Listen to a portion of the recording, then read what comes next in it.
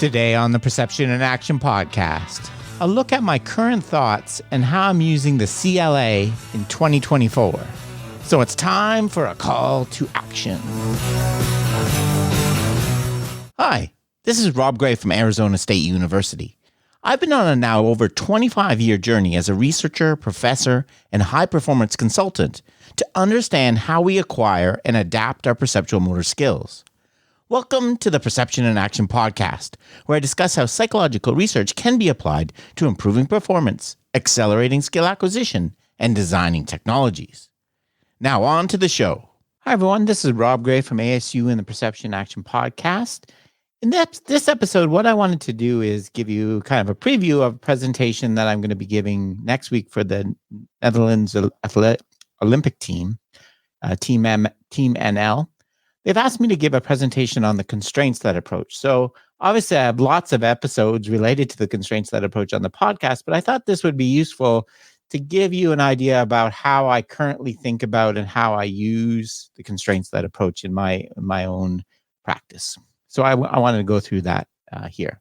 And this will be part of a all-day seminar that covers a lot of different methods, including implicit learning, differential learning, using different foci of attention, transfer of training, and things like that. So that gives you an idea of what this is.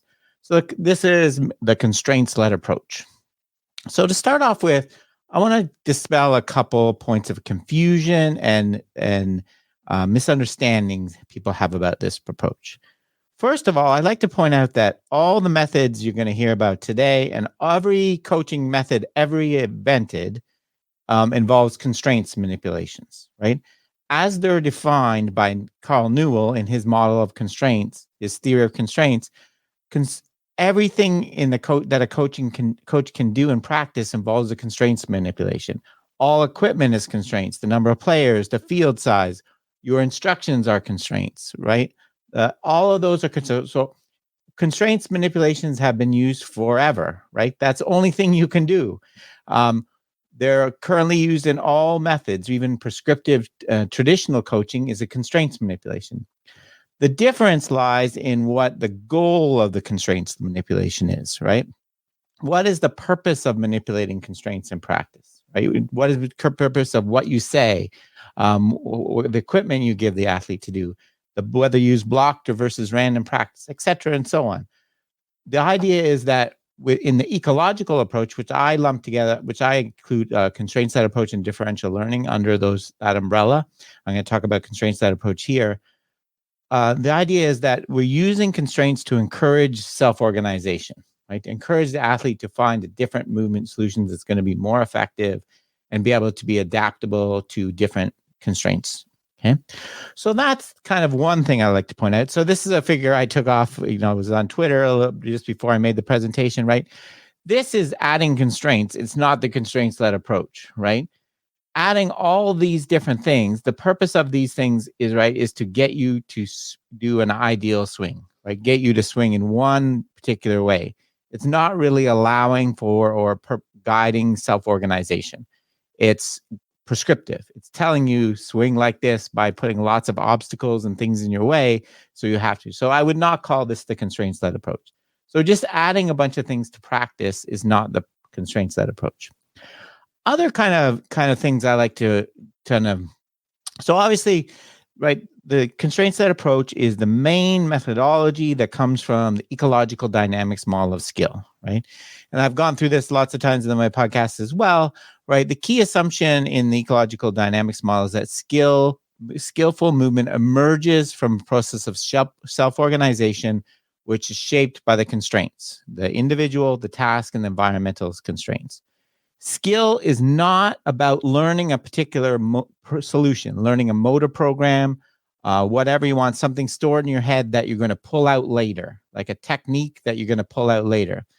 Instead, in ecological dynamics, we consider skill to be a problem-solving activity, right? And you can think of the best way to think of this probably is from Bernstein's perspective, right? Skill involves having dexterity. That is to find a movement solution that will allow you to achieve your goal in the face of an ever-changing set of constraints, right? Whether in the external environment or the internal environment. right? So those are the main kind of theoretical basis of ecological dynamics. There's other things like direct perception, affordances, but I won't go into it. Those are the key ones I want to focus on today. Okay. And of course, within this is fundamental to this is Bernstein's idea of repetition without repetition, right? The fundamental change in the way we think, we don't repeat an outcome, like consistently getting the ball in the hoop, by repeating the movement, right? We repeat the outcome without repeating the movement. That's what repetition without repetition means, right? In order to successfully make the same outcome over and over again under ever-changing constraints, fatigue, per player in your face, different spot on the floor, lots of different constraints changes, I have to continually be able to adapt my movement solution, right? I can't use the same one over and over again. It's not going to work. So because of that, we're going to focus on different things in practice. We're going to focus on developing this dexterity and this adaptability in practice right from the start, instead of focusing on drilling this solution into you that you can pull out later.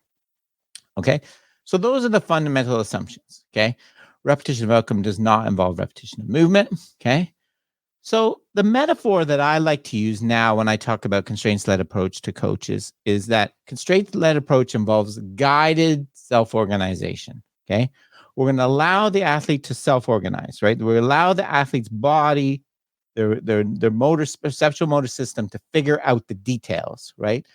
But we're not just going to stand back and let them do whatever they want. We're not just going to stand back and say nothing and let them struggle if they can't find a solution or any kind of success in this skill. We're not going to as a coach, we're not going to throw away all our years and years of knowledge and experience watching athletes and our knowledge about what a good movement solution is for that particular skill, right?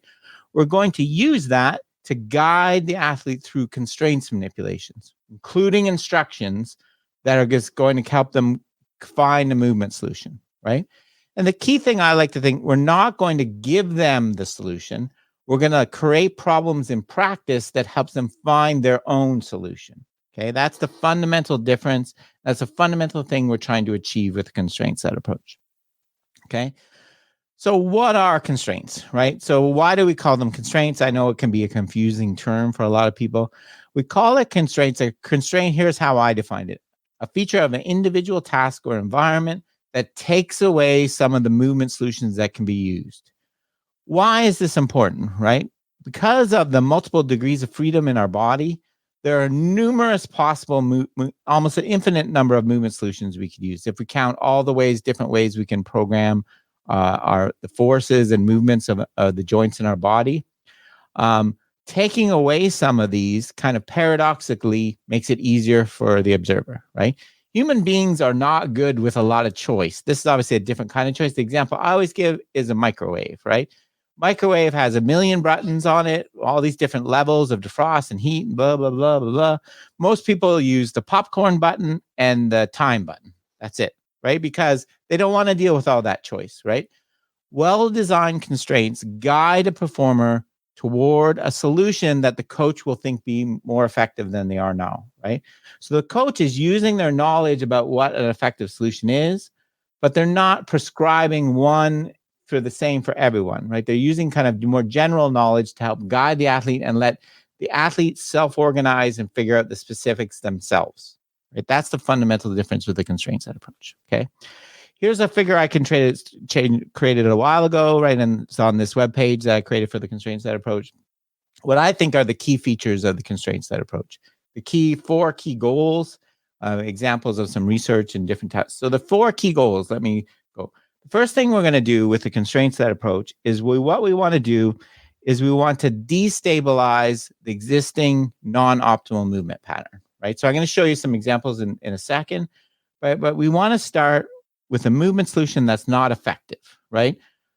Critically, we're not starting with a movement solution just because it looks different, right? There's a reason why we want to change it, either for performance or injury. We'll see often, I think those go hand in hand, right? So we're going to destabilize an existing non-optimal movement solution. So the question I always say for coaches to start with, if you have something your athlete is doing that you don't like, you want them to do something different, ask yourself, What can I add to practice that's going to make that current solution not effective?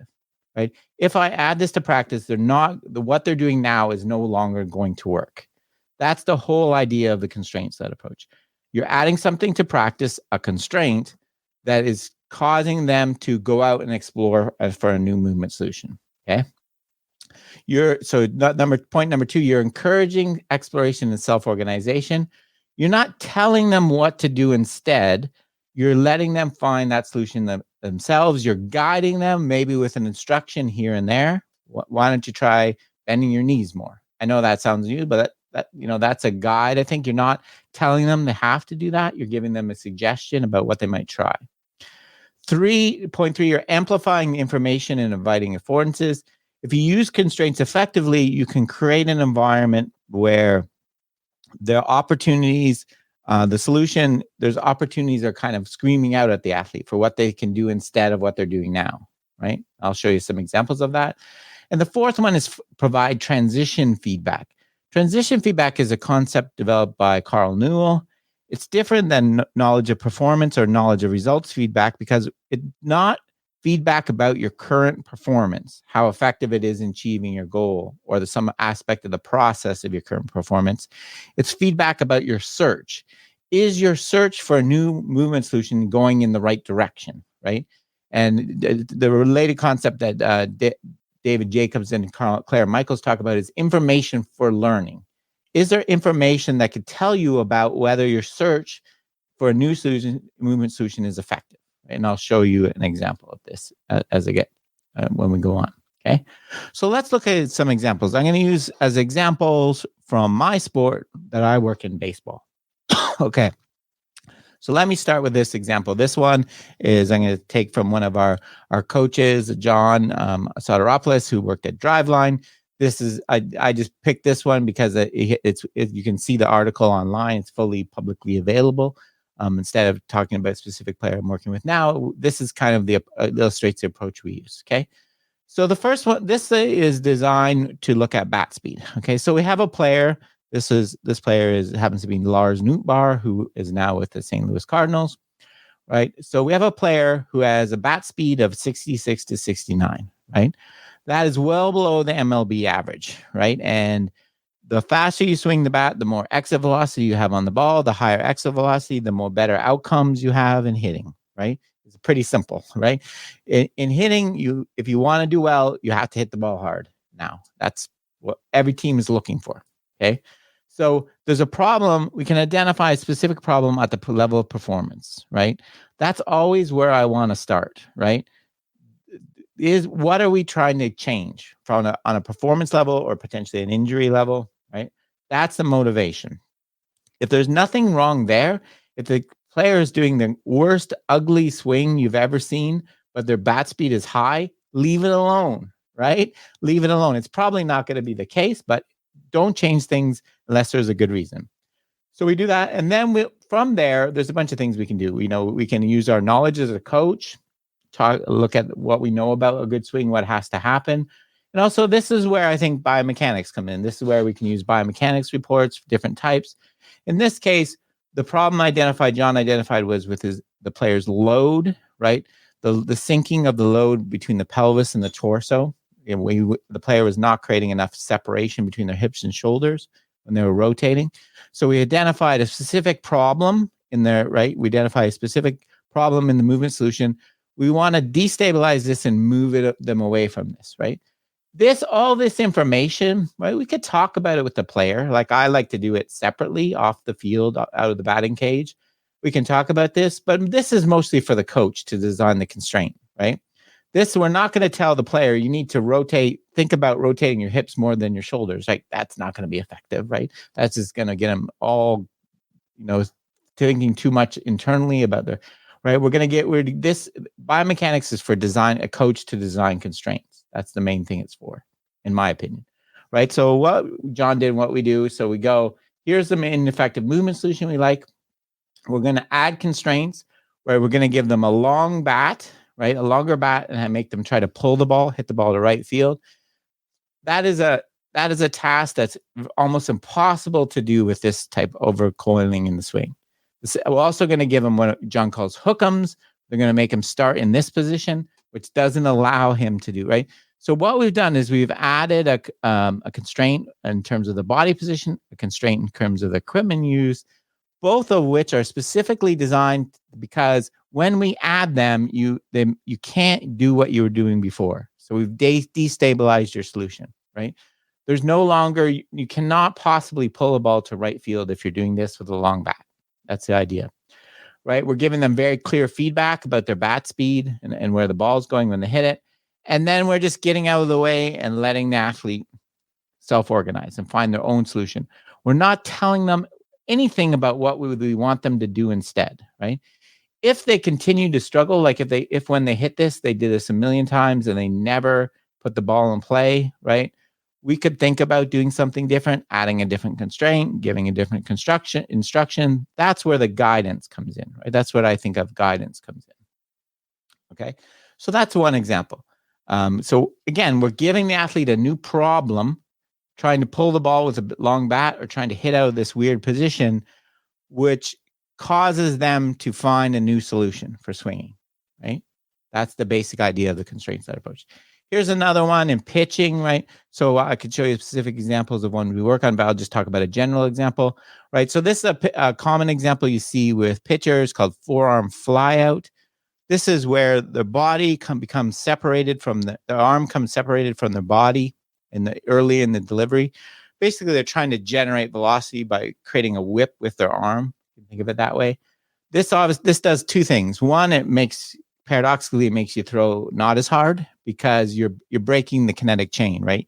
You're taking all this momentum you have built in the big muscles of your body and you're putting it into a little one, right, for a little while, which it stops the transfer of force effectively. The other thing it does, it massively increases the chance of injury, which anyone pays attention to baseball right now knows is a serious problem, right? Right, the chance of you're putting all this strain in your poor UCL ligament in your elbow, which is not a good thing, right? So this is a problem. How do we do this? For this, we use what's called a connection ball. A connection ball is basically a kid's rubber ball. We make the pitcher hold it under their arm while they're pitching at a target, right? So their main goal is still to pitch for a baseball to their target forward, right? The instruction we give them is pitch the ball so that when this yellow ball falls out, it goes forward, right?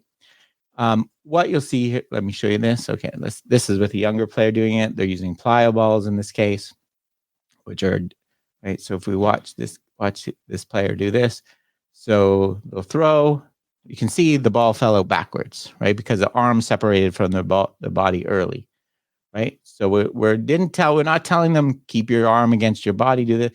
See the ball is going a bit more forward, right? If you keep watching this, he will more and more the ball will go forward as he lets go, right? Right. So he cannot possibly make that ball go forward if he's using his old movement solution, right? We're giving him this new problem he has to get to make the ball go forward. He's going back. He's still kind of trying to get it down, okay, to make it go forward.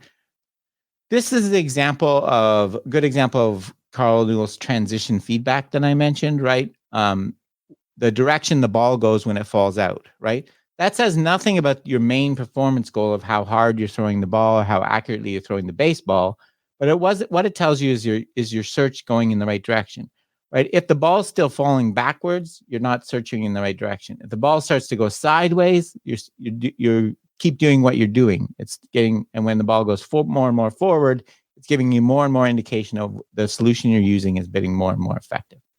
But again, we're adding something to practice, this weird ball that makes it so that your old constraint, in this case, a task constraint, which makes it so your old solution, set forearm flyout, is no longer effective in achieving this new goal we've given you. Right? That's the whole idea of the constraint set approach, right? And there's a million other examples that you can think of. We talk about different sports, right? This is, small-sided games creates a constraint to move the ball more, use space more, pass more. This is something we like to do. I took this from Alex Arama from teaching a kid how to do layups. So you have a defender who's going to come at different angles and try to block the shot. occlusion glasses, changing dribbling around cones to playing soccer tag, adding nets, multiple nets on a.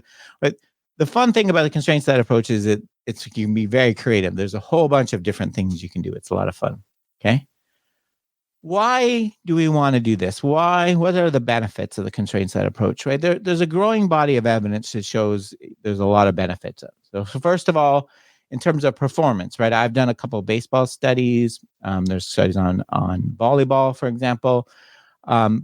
When you train in this way, you get better performance outcomes, and in particular, the performance is more adaptable, right? Because people learn to find a movement solution that's working for this new constraint you're giving them. They can better adapt to the changes in constraints that occur in competition. They're better decision makers, right? So there's a growing body of evidence in terms of actual performance, in particular, adaptability, being able to maintain performance under a variety of different conditions. Okay. The second line of evidence, there's more creativity and individuality. Right? This is a study showing training methods like the constraint-set approach, which encourage lots of variability in your movement solution, leads to more creative play in the game in soccer. It also tends to lead to more intrinsic motivation, a greater sense of autonomy, right? Particularly if you allow the athlete some choice in the constraint. That's something we like to do. I like to do is allow athletes kind of constrained choice. We have a few different constraints that they could use. We ask them, okay, in this next block, you pick which one you want to use. That's really a good way to promote autonomy and intrinsic motivation. And finally, injury prevention, right? There's a growing and really interesting body of research showing that this type of coaching, which encourages variability in movement, the constraint-set approach, one, it reduces markers for risk like acute injury, ACL injury. Here's a couple studies that have looked at before and after training, constraint-set approach training, they looked at forces and kinematics of cutting maneuvers. And they found that after training with the constraint-set approach, there was reduced risk factors, reduced forces, ground reaction forces, and better angles when you cut. So there's less chance for acute injury. This is a recent soccer study that's really important, I think, that I talk a lot about on the teams I work with now is, right, what this study did was they tested athletes on the fundamentals of soccer, right, passing and shooting on a really simple kind of course with cones. And what they did was between the pre and post test, they trained players two ways. One, they trained very prescriptive way where they taught them exactly how to pass and they corrected them. Or they used a constraint-set approach where they played small-sided games, they added different constraints in terms of whether they were to maintain possession or try to move the ball. And what they found was both resulted in equal performance, but the constraint-set approach, you achieve that in far less touches, right? And this is something I try to promote with the teams I work with now, right? Doing constraint-set approach practice, which is more representative, more variable, more game-like. It's just a better, more effective use of practice time. Doing the same repetitive activity we've done over and over and over again with an athlete where it's completely predictable, there's no decisions, there's no affordances, right, is wearing them out, right, through hours and hours of chronic, is just wearing them out doing this. It's unnecessary practice, right? It's not effective use of practice time. If you can do a little bit of that to do get their confidence level up and ready for the game, but that we do way too much of that, I think, in my opinion. Okay. So, and the other thing I'll point out coming up within the seminar, right? One of the reasons I think the CLA works is it incorporates a lot of the other things you're going to hear about today. CLA is essentially an implicit learning, right? You're learning to find a new movement solution without explicitly knowing what it is or thinking about it. It involves an external focus of attention in most cases. When I tell you to get you to focus on the new bat or hitting a ball over a barrier or whatever, I'm getting you focused on an object in the external environment, not on your mechanics. And then the key ingredients that we use in constraint-set approach, which we call representative learning design, which I didn't really go into a lot today, but I went through in separate presentations. That's what we know leads to positive transfer of training, right? So this constraint-set approach is optimally designed for transfer of training, in my opinion. Okay, that's it for this presentation on the constraint-set approach. Here is my shameless promotions slide with my website. You can find everything about me at perceptionaction.com, the podcast, all my new books. I have a new book, How to Be an Ecological Coach, which is coming out soon. And thank you very much for listening. Okay, that's it for today's episode. Remember, you can contact me at robgray@asu.edu or follow me on Twitter at ShakyWaves. To find out more about the podcast, please check out perceptionaction.com.